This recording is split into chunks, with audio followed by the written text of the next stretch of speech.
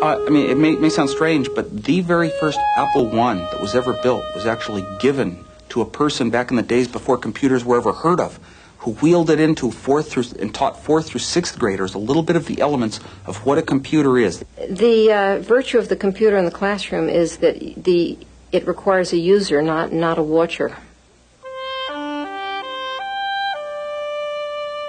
What we do in science is we build models. We do most of our testing with models. We do most of our thinking with models.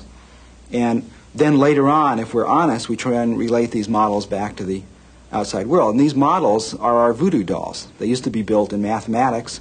Now they're being built in increasing form on the computer. So simulation is what the computer is all about. And all the different ways you can simulate things are what the computer's destiny is. The biggest problem teachers have is motivating students to want to learn.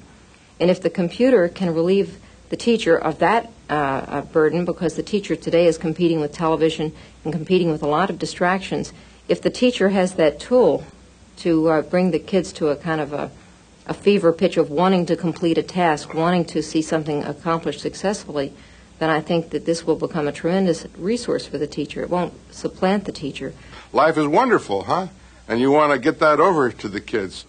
Look, you can go over the top and come around to this side and look at it from the other side. Good. Now, what about what's going on the inside? Well, the crater up here was from an eruption a long time ago. You can see the cracks where the lava came down.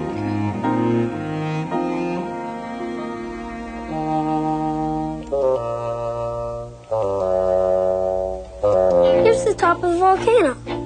The crater was caused by an eruption a long time ago. Show us where the magma is. The part is the magma underneath the Earth's crust. Heat from the magma creates pressure against the surface of the Earth. When volcanoes erupt, the magma comes out through the cracks in the Earth's crust, and the cracks are called fissures. I knew that. What's it really look like? This is what a volcanic eruption looks like in real life.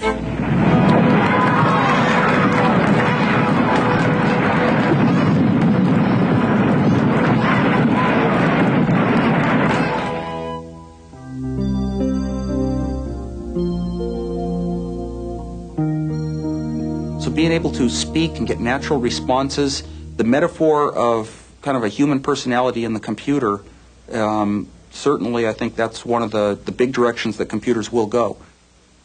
The computer having very personal characteristics, speaking in a natural human voice. Elements moving on the screen as the computer describes what's happening.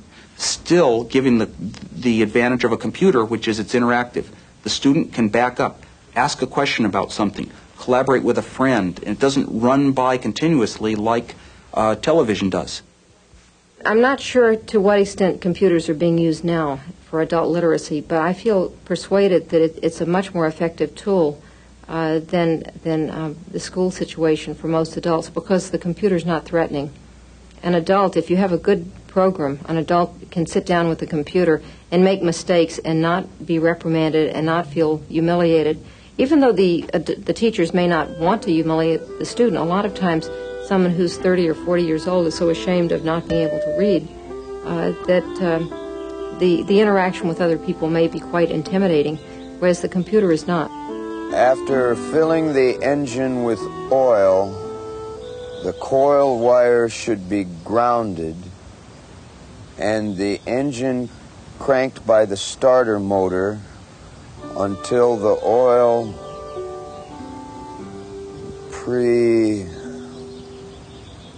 what's this word? Pressure. Oh, pressure. Until the oil pressure gauge reads 10 pounds. Would you like to go on to lesson 6? No, I want to read this.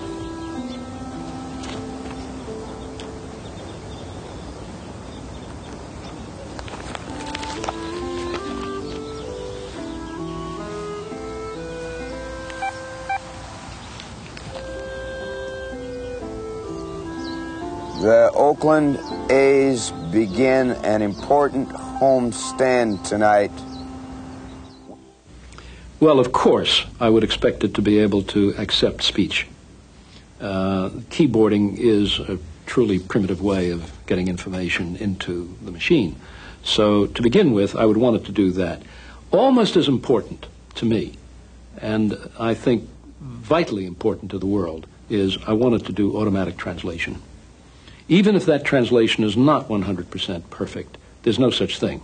I want to be able to read books in Swedish and Japanese and Hungarian and Arabic and Hebrew and Greek and Chinese, and I can't. Well, I think the supercomputers of today will be the desktop computers of tomorrow. And there are two kinds of things that you can do with more computing power. You can do more of what you want to do now faster, and you can occasionally do some things that you would be unthinkable to do now. This is some pretty convincing stuff.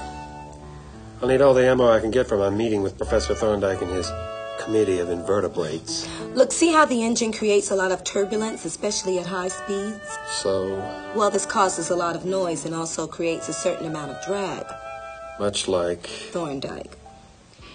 The oscillation starts inside the nozzle, and the turbulence really increases outside. Have you tried flaring the exhaust nozzle?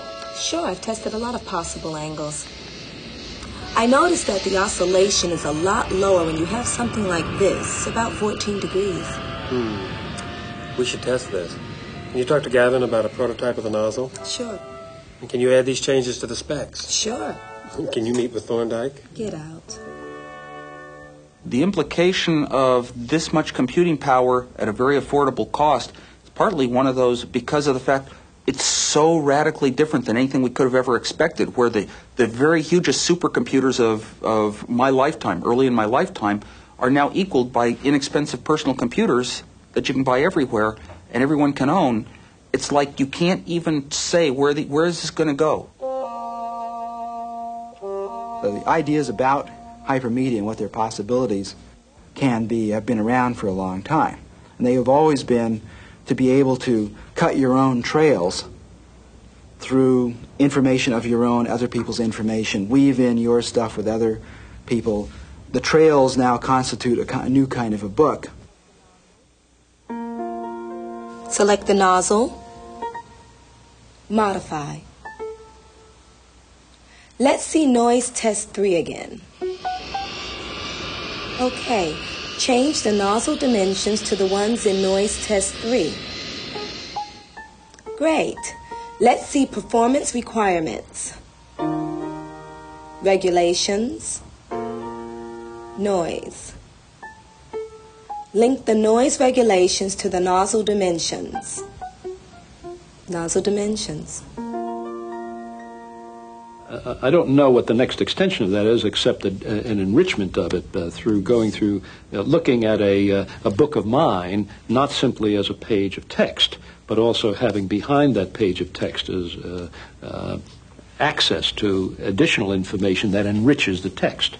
Supplement it with documents, original source material, writings of the period, and begin to get what every historian would love to achieve, which is a real sense of the time.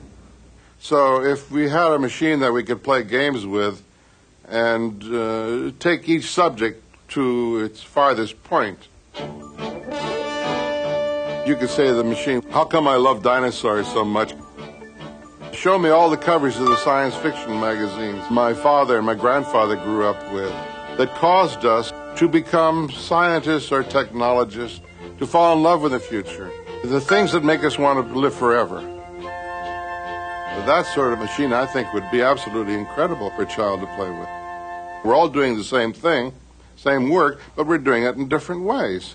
And saying, my God, isn't this exciting? What we have here to prove that mankind has moved from here to here and can move even further to here.